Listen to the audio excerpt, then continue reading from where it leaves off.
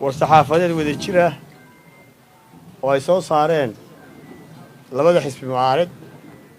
oo ku aadan 13 November maanta oo 13 November Somaliland waxay gashay marxalad hor leh waxa dhamaaday maanta muddaxileedkii madaxweyne Muuse Biixi isagoo ku guul daraystay inuu doorasho qabto muddo kordhinta loo sameeyay Muuse Biixi ma waafaqsanayn dastuurka jamhuuriyadda Somaliland qodobkiisa 83 faqradiisa shanaad xeerka doorashooyinka guud xeer number 91 2021 qodobkiisa 6 faqradiisa afraad mana ay waafaqsanayn jadwalka komishanka doorashooyinka qaranka mana ahayn muddo kordhin la isla ogol yahay talana laga weydiiyay axsaabta qaranka muddo kordhintaas axsaabta mucaaradku way diideen oo ma aqbalin sababaha soo sheegay awgeed waxa kaloo shacbigu marakay yahay in Muuse diiday dhammaan ergooyinkii xilqaamay shacbigii mudaharaadka silmiga u soo baxay si ay dareenkooda u muujiyaan qaar uu lay qaarna uu dhaawacay qaarna xabsiyadu ku guray waxayna maragmay doona joogtaynta xariga saxafiyiinta iyo dhagaka furaysiga xukuumadda ee hay'adaha xuquuqul insaanka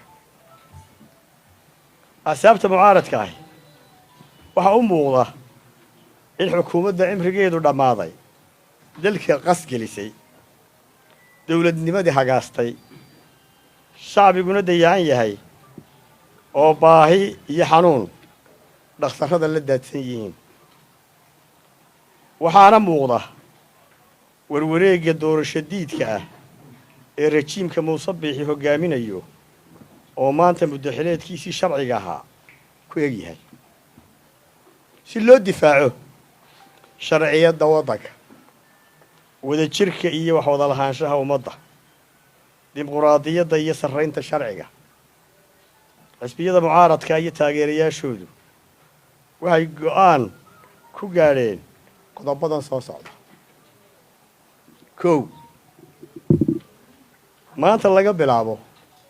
Muuse Biixi iyo xukuumaddiisa uma aqoonsanin kuwa sharci ku fadhiya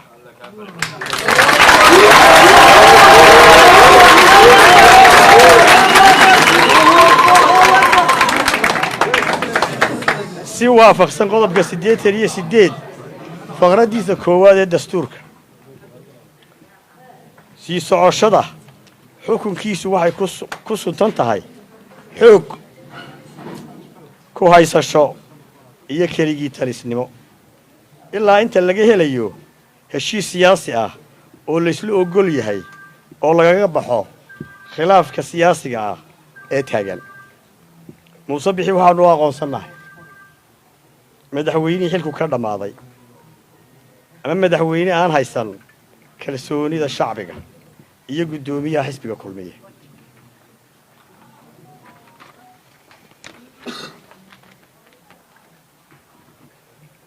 axsaabta mucaaradka ah waxay aqoonsan yihiin jadwalka doorashooyinka ee komishanka doorashooyinka qaranka dejiyay waxayna diyaar u yihiin in la galo doorashooyin xor oo xalaal ah oo ugu soo horeyso doorashada madaxtooyada jamhuuriyadda Somaliland axsaabta qaranku waxay mar walba diyaar u yihiin wixii wada hadal ah ee khuseeya arrimaha doorashooyinka doorasho aan sharci ahayn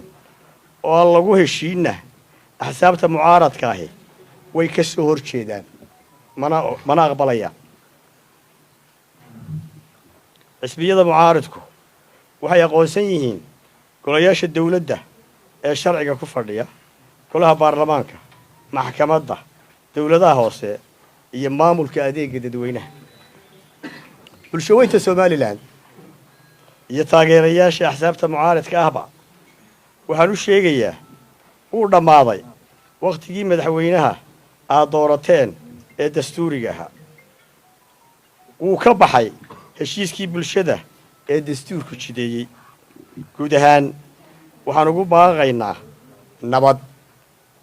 isku duubni iyo inay ilaashadaan nabadgelyadooda wixii sharci darro ahna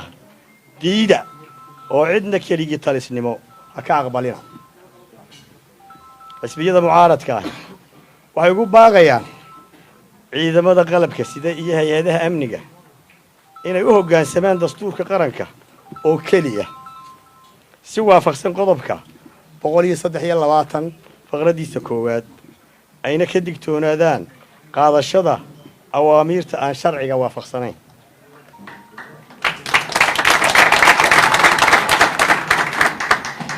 xisbiyada mucaaradka ahi waxay ku wargelinayaan taageerayaashooda in hoggaanka iyo saraakiisha xisbiyadu si dhow la socon doonaan xaaladda waddanku marayo isla markaana si joogto ah u soo wargelin doonaan ulana socodsiin doonaan taageerayaasha tallaabooyinka xiga ee aynu qaadi doonno marxaladda cusub ee dalku galay wixii ka dhasha mas-uuliyaddeeda waxaa iska leh madaxweynaha muddo xileedkiisu dhammaaday